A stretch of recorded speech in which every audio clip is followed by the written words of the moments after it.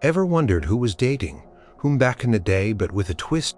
What if your medieval crush could shapeshift into a dragon, or was born half-demon? What if their true form was something straight out of a nightmare, or a magnificent bird of prey? The medieval world, roughly from the 5th to the 15th century, was full of wild tales. And some of the most captivating involved love stories, where one half of the couple was far from ordinary. Get ready to dive into the tangled romances of the supernatural elite from medieval legends. Number 5. Bisclavret, the werewolf knight. Imagine a powerful and respected baron, a man of great honor and loyalty to his lord. He lived in Brittany, a land known for its ancient forests and mysterious folklore, during a time when knights pledged their lives to chivalry and ladies adorned themselves with rich silks. This baron, known simply as Bisclavret, held a secret so profound, so utterly bizarre, that it could shatter his life if ever revealed. Every week, for 3 whole days, Bisclavret would vanish from his castle and his human life. He would leave his home, strip off his clothes, and transform into a werewolf. This was not a curse he chose, but a condition he lived. With a part of his very being, his human wife knew nothing of this strange affliction, or so he believed. He would disappear into the dense woods, roam as a creature of the wild, and then, just as mysteriously, reappear, returning to his human form and his noble life. The story of Bisclavret, recorded by Marie de France, a highly educated and celebrated poet of the 12th century, in her collection known as the Lays, unfolds with a careful reveal of this secret. One day his wife, who had been curious about his frequent unexplained absences, pressed him to tell her where he went. She swore she would die of grief if he did not confide in her. Bisclavret, deeply in love with his wife and trusting her completely, hesitated at first. He warned her that revealing his secret would bring great harm to them both, implying a danger far beyond simple embarrassment. But his wife, persistent and seemingly loving, continued to beg him, using every persuasive word and tender touch. She vowed her endless affection and unwavering loyalty. She promised she would never betray him no matter what he told her. Overwhelmed by her insistence and his own affection, Bisclavret finally broke down and revealed his incredible truth. He told her that for 3 days of the week he turned into a werewolf. He described how he would leave his human clothes in a hidden place, a small ancient chapel tucked away in the deepest part of the forest. He emphasized the critical importance of these clothes. Without them, he explained, he could not regain his human shape. He needed to find his garments exactly where he left them to return to his human life. He also revealed that when he was in his werewolf form, he was not a monster of indiscriminate violence. He did no harm. He merely roamed the forest, living as a wolf, awaiting the time he could return to his human state. His wife listened to this astonishing confession, her face showing a mixture of shock and something else, something less identifiable. For a while she pretended to be horrified, but understanding, assuring him of her continued love. However, the revelation had planted a seed of dread, or perhaps disgust, in her heart. She began to feel an intense fear of her husband, no longer seeing him as the noble baron she married, but as a dangerous, unpredictable beast. This fear slowly curdled into a cold hatred. She started to plot, consumed by the desire to free herself from this horrifying union. It was not long before she found a new admirer, a knight who had long sought her affection. She quickly agreed to his advances, seeing in him a means to escape her situation. She told this new knight, who was likely unaware of her husband's secret, about Bisclavret's transformation and the crucial role of his clothes. She instructed her new lover to go to the chapel in the forest, find the hidden garments, and steal them.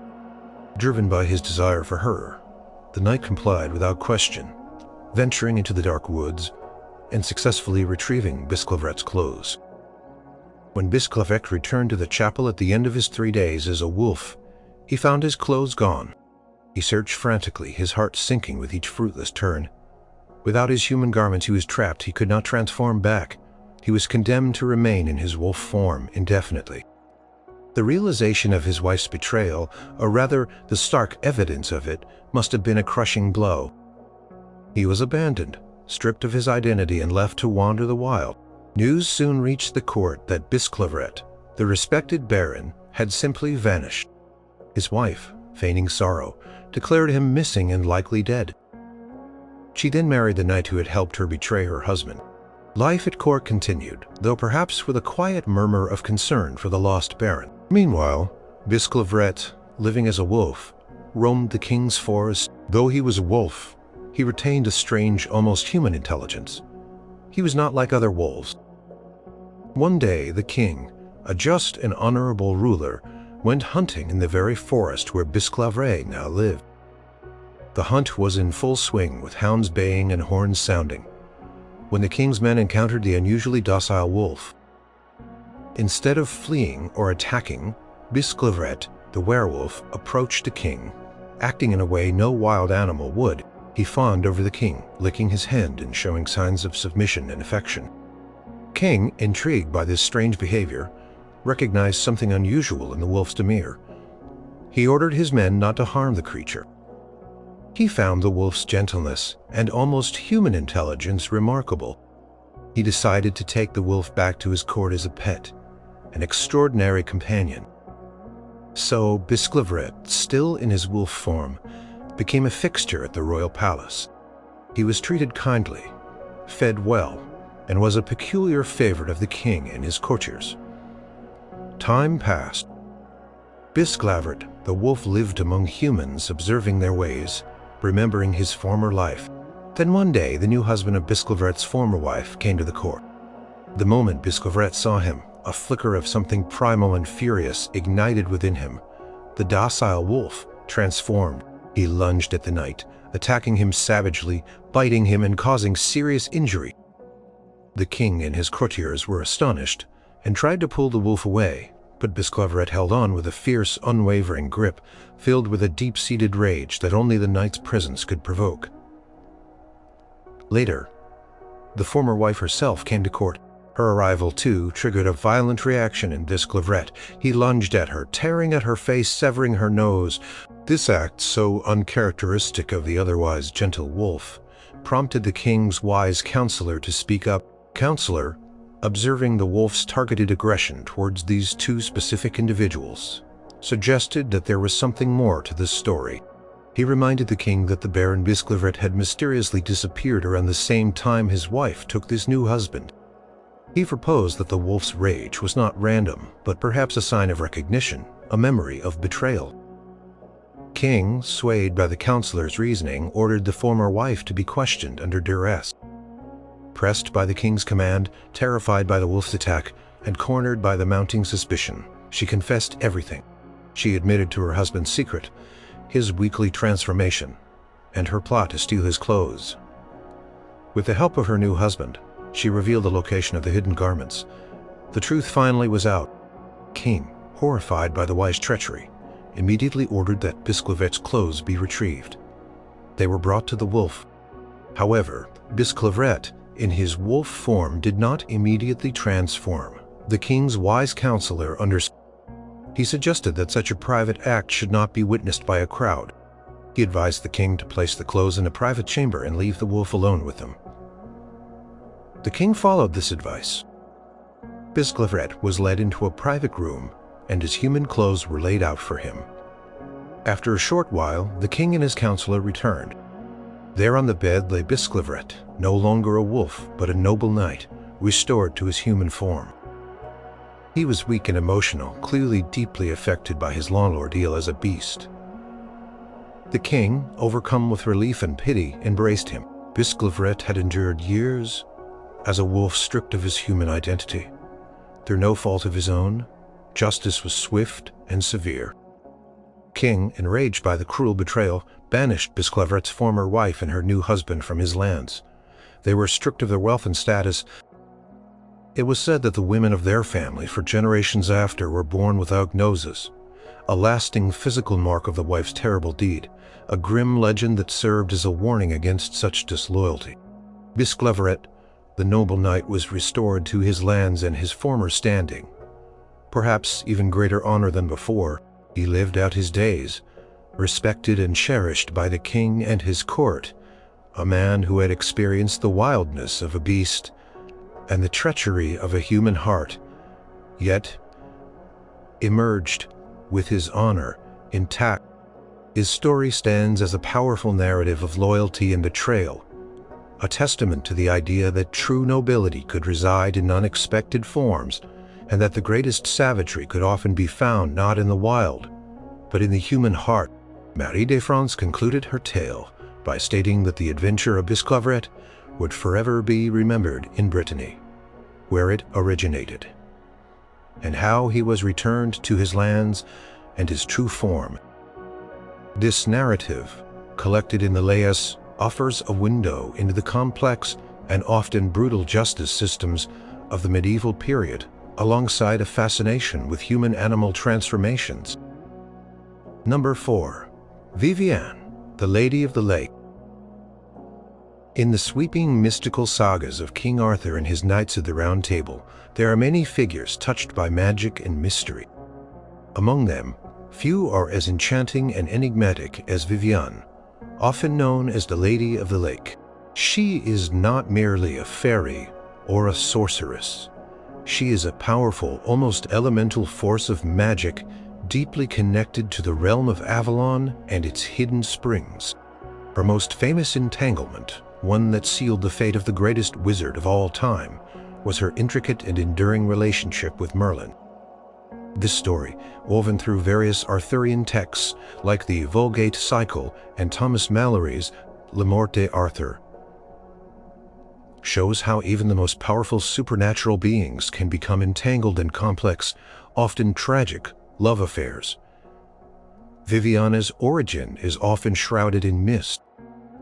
Some accounts, like the Livre de Lancelot du Lac, suggest she was a fae, being a creature of the otherworld, perhaps a goddess or a nymph of waters. Her epithet, Lady of the Lake, points directly to her dominion over mystical aquatic realms.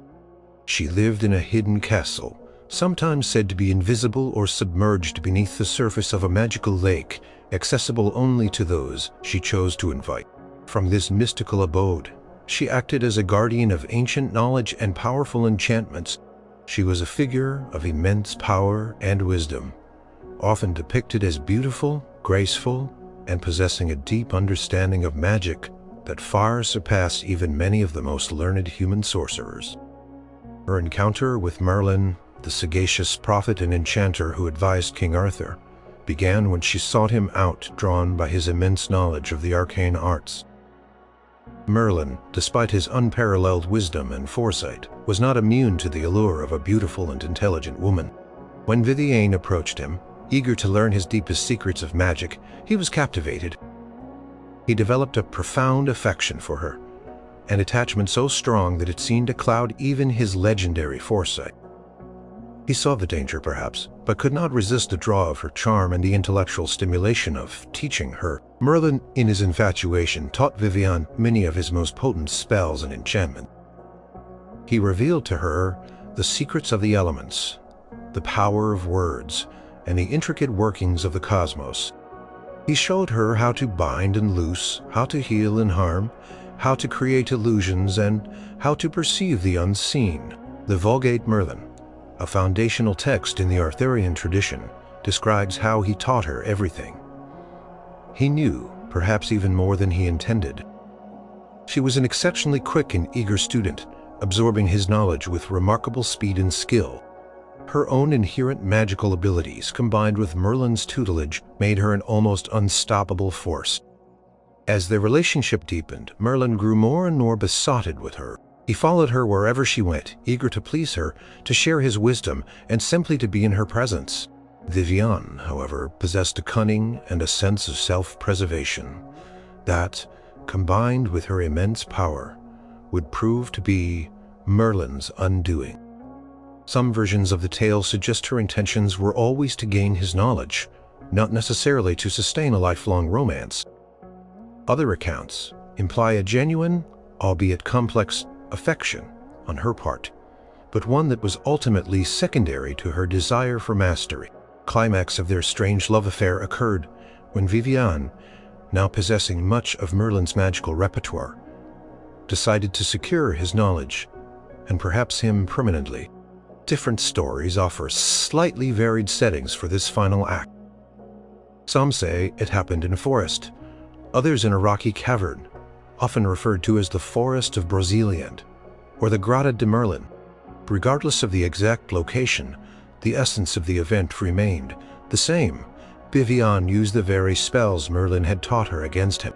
She wove an enchantment around him, not one of malice but of eternal imprisonment. This was not a physical prison of stone and iron, but a magical one. A spell of air and invisibility. Merlin, enchanted by her words and his own devotion, found himself unable to escape.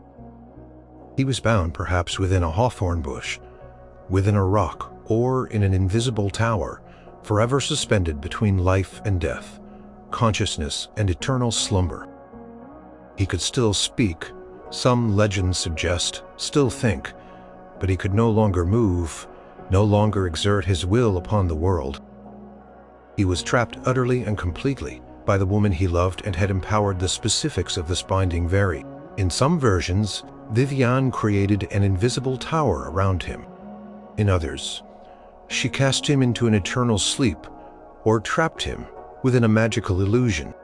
What remains consistent is that Merlin, despite his legendary wisdom and prophetic sight, fell victim to his own affection and the power he had willingly shared. He foresaw his end, some stories claim, but was so enamored that he chose not to prevent it. He succumbed to the gentle enchantment that would forever hold him. Viviane, having secured the greatest magical knowledge of her age, and perhaps rid herself of a persistent if devoted suitor, then largely vanished from the immediate narrative of Arthur's court. Her role often shifted to that of a benevolent, albeit distant guardian. She became the one who raised Lancelot du Lac after his father died, taking him to her hidden realm beneath the lake and teaching him the ways of chivalry and courtly life, preparing him for his destiny as the greatest knight. She also played a crucial part in giving Arthur his legendary sword, Excalibur, either providing it directly from the lake or retrieving it after the Lady of the Lake's death, if Viviane is not explicitly the Lady of the Lake. She represents the formidable power of female magic in medieval lore, often depicted as both nurturing and dangerous, a bringer of gifts and a binder of fates. Her relationship with Merlin is a cautionary tale about the perils of love and the double-edged sword of knowledge, where even the wise can be undone by their desires. The story does not portray her as purely evil. Rather, she is often seen as a figure acting on her own powerful will, ensuring that Merlin's magic is contained and that her own dominion remains unchallenged. The Lady of the Lake title itself is ambiguous, sometimes referring to multiple distinct figures or a lineage of magical women. However, Viviane's story with Merlin remains her most iconic and able appearance, solidifying her place as a supernatural lover who used affection and immense power to achieve her own ends. Number 3. Dame Ragnell, the Loathly Lady. Prepare yourself for a tale that truly challenges what it means to find love. A story where beauty is not skin deep, and a curse can be broken by the simplest act of kindness. This is the legend of Dame Ragnell, also known as the Loathly Lady, a powerful figure in Arthurian romance, most notably from the 15th century poem The Wedding of Sir Gawain and Dame Ragnell. This narrative explores themes of chivalry, transformation, and the true meaning of sovereignty in love and marriage. The story begins with King Arthur himself. He is out hunting, enjoying the thrill of the chase, when he suddenly finds himself in a perilous situation. He encounters a formidable knight named Sir Gromer Sommerjor, who is furious with Arthur for some past wrong and demands satisfaction. Sir Gromer, a giant of a man and clearly a sorcerer, corners the king, and gives him an impossible ultimatum. Arthur must return in 1 year's time with the answer to a single profound question. What is it that women desire most? If Arthur fails to provide the correct answer, he will face a brutal death. King Arthur, honor-bound, agrees to the terms and sets out on a quest to discover the answer. He rides throughout England, consulting everyone he meets, from noble ladies to common folk, asking them the same question. He gathers a multitude of answers. Some say wealth, others beauty, some say children, others fine clothes or loyal husbands.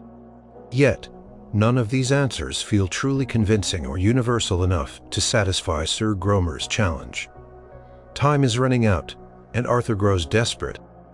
As the deadline approaches, Arthur, heavy-hearted and fearing for his life, makes his way back towards the meeting point. Deep in the forest, he encounters the most shocking sight of his life. Sitting beneath an oak tree is a creature of unimaginable ugliness. This is Dame Ragnell.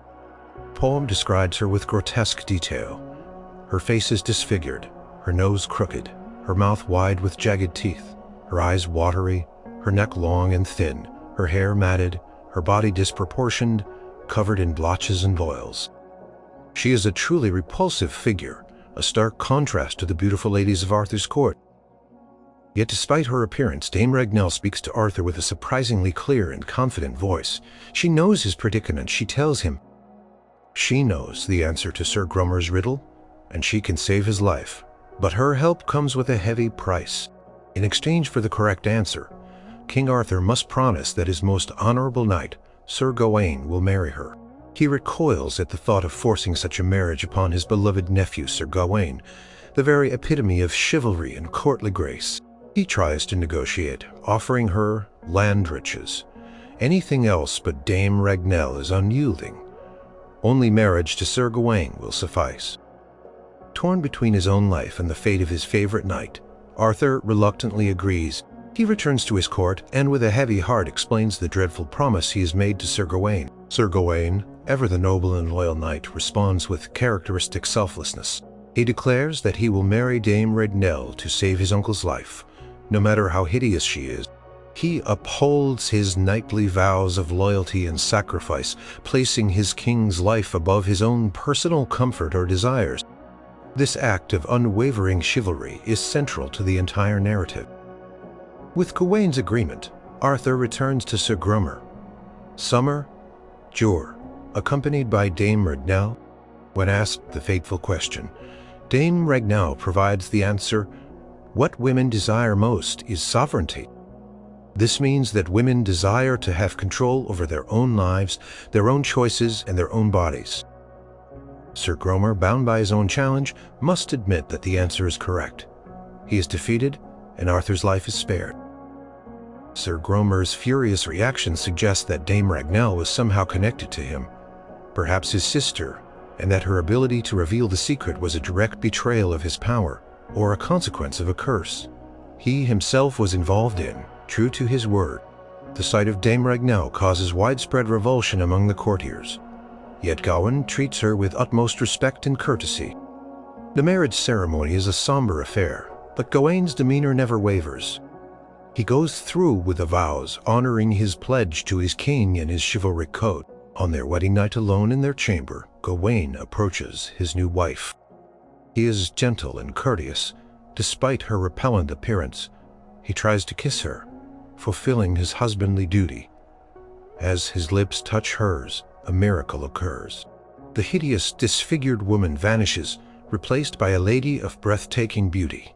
Gawain is utterly astonished. He cannot believe his eyes. He asks her to explain this incredible change.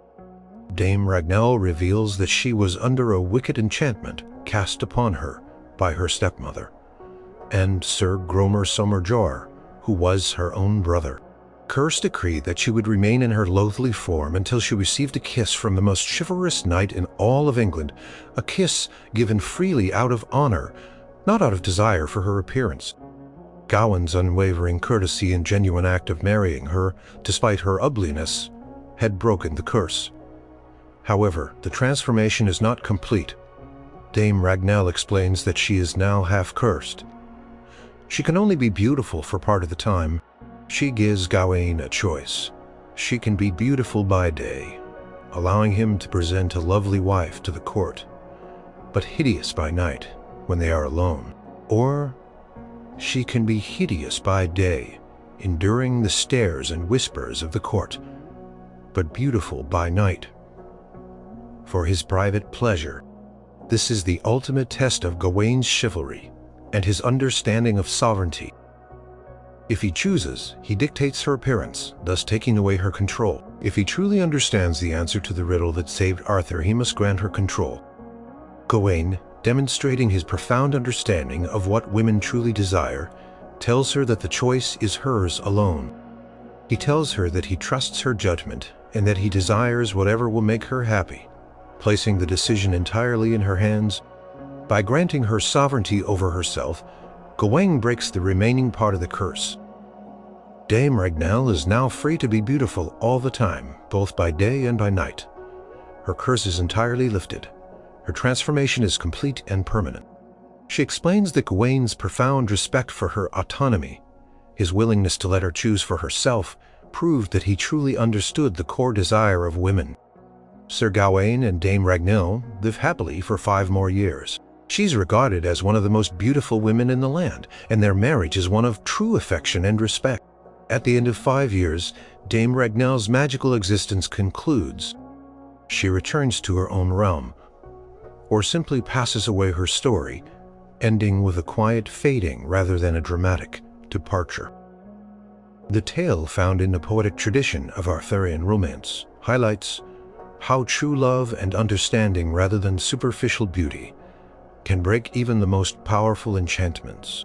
It bitchews the medieval fascination with outward appearance versus inner virtue and the power of a woman's will. Number 2. Yonec the Hawk Knight. Imagine the beautiful lady, imprisoned in a loveless marriage to an old and jealous lord, longing for true affection and companionship. Her world is confined, her days filled with sorrow. Then imagine a miraculous visitor, a magnificent creature from another realm, who comes to her window not as a beast, but as a noble knight, transforming her life with passion and danger. This is the heart of the story of Yonec, one of the lays composed by Marie de France, a celebrated Anglo-Norman poet of the 12th century. Her tales often delve into the complexities of love, magic, and destiny, weaving together courtly romance with elements of the supernatural. The lady, whose name is not explicitly given in the poem but whose suffering is vividly depicted, is married to a wealthy and powerful old man. He is consumed by jealousy, guarding her with extreme possessiveness. He locks her away in a tall, secluded tower, surrounded by high walls with only a few old trusted servants to attend to her. She is beautiful, intelligent, and young, but her life is a gilded cage, devoid of joy or connection. She spends her days in constant misery, weeping and lamenting her fate, wishing for escape or even death to end her suffering. One day, as she sits by her window, lamenting her lonely existence and wishing for a lover to ease her sorrow, a miracle happens. A magnificent bird, a goshawk, flies into her chamber through the open window. This is no ordinary bird. It lands before her, and before her astonished eyes, it transforms. The hawk sheds its feathers and becomes a handsome, noble knight. He is impeccably dressed, courteous, and speaks with a gentle, reassuring voice. He tells her that he has long loved her from afar, knowing of her sorrow and longing for freedom. He reveals that he is indeed a knight, and that he can only appear to her in this human form if she desires him wholly and truly, if she offers her love without reservation. The lady, at first startled, quickly realizes that this is the answer to her prayers.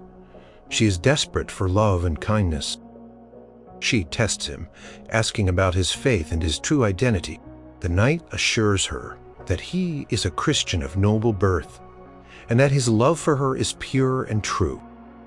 Convinced by his sincerity and her own yearning heart, she accepts his love, and so begins their secret, passionate affair. This supernatural lover whom she names Yonik after their son, visits her regularly, transforming from hawk to knight each time. He brings her joy, companionship, and deep affection, transforming her life from one of despair to one of secret happiness. He comes to her only when her jealous husband is away conducting business or hunting. Their love is hidden, their moments together precious and fraught with risk. The knight, in his hawk form, is able to slip past the vigilant guards and enter the tower, providing a seemingly impossible way for their love to flourish in such a confined space. Their love story continues for a long time, and the lady becomes pregnant with the knight's child. This development, however, makes their secret even more dangerous. The jealous old husband, meanwhile, begins to notice a change in his wife. She is no longer sad and withdrawn. She is brighter, happier, and even more beautiful. This transformation, instead of pleasing him, only fuels his suspicion and paranoia. He cannot believe that her newfound joy is innocent. He suspects she has found a lover, but cannot imagine how she could have done so, given her imprisonment. Driven by his suspicion, the old lord decides to set a trap. He feigns a long journey, telling his wife and his household that he will be away for an extended period. But instead of leaving, he hides in a secret chamber within the tower, watching and waiting. He enlists one of his old trusted sisters, an older woman known for her cunning and loyalty to him, to help him spy on his wife. The sister, hidden away, observes the lady. One day, when the old lord is supposedly away, the Hawk Knight flies to the window as usual. He lands, transforms, and enters the lady's chamber to be with his beloved. The old sister, hidden from view, sees the knight's arrival and witnesses his transformation. She reports this astonishing event to her brother, the jealous husband. The old lord, now confirming his worst fears, is consumed by rage and a desire for revenge. He plots a cruel and decisive end to their affair. He instructs his sister to place sharp iron spikes on the ledge of the window where the Hawk Knight usually enters and exits. The next time the knight comes unseen and unsuspected, he will be grievously wounded upon his departure. The plan is executed. The next time the Hawk Knight comes to visit the lady, they spend their precious moments together, unaware of the trap that awaits. As the time for his departure approaches, he transforms back into his hawk form and flies out of the window. The hidden spikes tear into his body, wounding him mortally. He cries out in pain, a piercing sound that the lady hears. She rushes to the window and sees her beloved, bleeding and gravely injured, flying away. Distraught and devastated, the lady makes a desperate decision. She knows she cannot live without him. She bravely throws herself from the tower window, intending to follow him. Perhaps to die beside him, or to find him and offer whatever comfort she can. Despite the incredible height, she survives the fall, clinging to the dying knight's trail of blood. She follows the crimson droplets through the forest, a grim path leading her to her beloved. The trail leads her to a magnificent ancient burial mound, a tumulus where she finds a grand city within. She follows the blood trail to a chamber where she finds her knight dying, attended by 2 other knights. He tells her that he is from a royal lineage, a king from another land, and that he is dying from the wound. He tells her that he knew this would happen, that his love for her was destined to be tragic, but that he would not have traded it for anything. Before he dies, he gives her a sword, instructing her to give it to their son when he is old enough, telling him that his father died for love of his mother, and that the sword will signify his true heritage. He names their son Yonik. The knight dies, and the lady is consumed by grief. She returns to her own land, bearing the secret of her son's true parentage in the sword. She raises Yonik, and as he grows, he develops into a fine, noble knight, bearing a strong resemblance to his true father.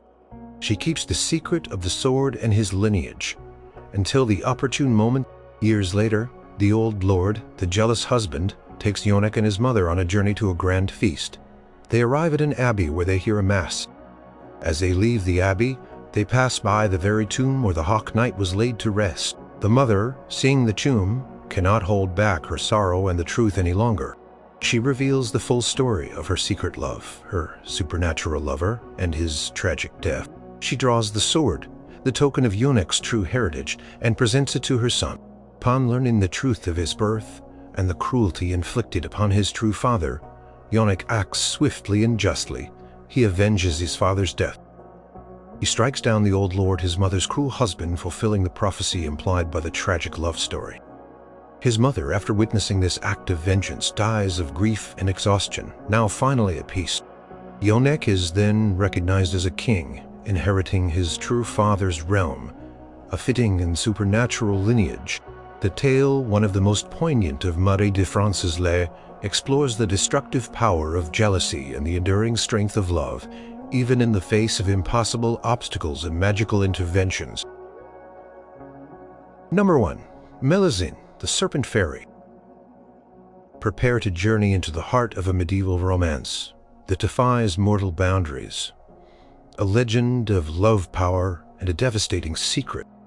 This is the tale of Melusine, a figure both enchanting and terrifying, a creature of myth who married a human knight and founded a powerful lineage, all while harboring a terrible magical truth.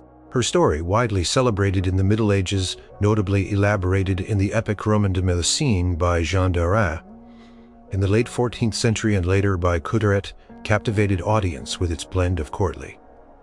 The story begins with Melusine's unusual parentage. Her mother was Presina, a fairy queen, and her father was King Elenus of Albany, an ancient name for Scotland. This union between a mortal king and a fairy queen was itself fraught with peril. When Melinus was born along with her two sisters, Melior and Palatina, their father, King Elenus, broke a solemn vow he had made to Presina. He had promised never to enter her birthing chamber until their children were born and had been presented to him. Driven by curiosity and a moment of weakness, he broke his word and burst in, witnessing Presina with her newborn daughters. Presina, heartbroken and enraged by this betrayal, fled with her 3 daughters to the hidden isle of Avalon. There she raised her children, nurturing their fairy heritage. As they grew older, Melusine and her sisters, learning of their father's transgression, felt a deep sense of injustice. Driven by a youthful desire for revenge, they decided to imprison their father, King Elenus, in a magical mountain, binding him there for breaking his sacred oath to their mother. When Presina discovered what her daughters had done, she was furious despite Elenus's betrayal. He was still their father.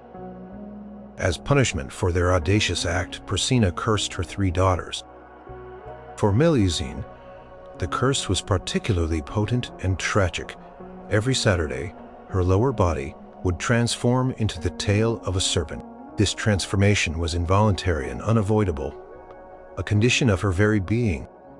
The curse also decreed that if any mortal man saw her during this transformation, she would be unable to maintain a human form or any connection to the human world, and she would be forced to return to her fairy origins, forever isolated. Years later, Melusine, in her human form, found herself by the fountain of Thirsty in the forest of Colombier, in Poitou, France. There she encountered Raymond, a young knight, son of the Count of Forez. Raymond was distraught, having accidentally killed his uncle in a hunting accident, an act that had caused him great sorrow and left him stateless and despairing. Melusine, seeing his despair, felt a profound connection to him. She was beautiful, wise, and possessed an aura of ethereal power. She approached Raymond, offering him comfort and a path to a new life. Melusine offered Raymond the marriage proposal. She promised him immense wealth, power, and the foundation of a mighty lineage if he would marry her. She guaranteed that he would become a prosperous lord, building castles and founding a powerful family. However, her offer came with one absolute, non-negotiable condition. Raymond must never, under any circumstances, attempt to see her on a Saturday. She never explained why, nor did she elaborate on the details of her transformation, but the solemnity of her request was clear. This was the one boundary he could not cross. Raymond, dazzled by her beauty, her promises, and his desperate need for a new beginning, readily agreed to her condition. He loved her, and he trusted her implicitly. They were married, and true to her word, Melusine used her magical abilities and her uncanny wisdom to bring immense prosperity to Raymond. Under her guidance, Raymond became the powerful lord of Lusignan. They built magnificent castles, established towns, and accumulated vast wealth. The Lusignan family grew in power and prestige, their lands expanding, their influence spreading across the region. Melusine was an intelligent and effective ruler, managing their estates and advising Raymond with uncanny foresight.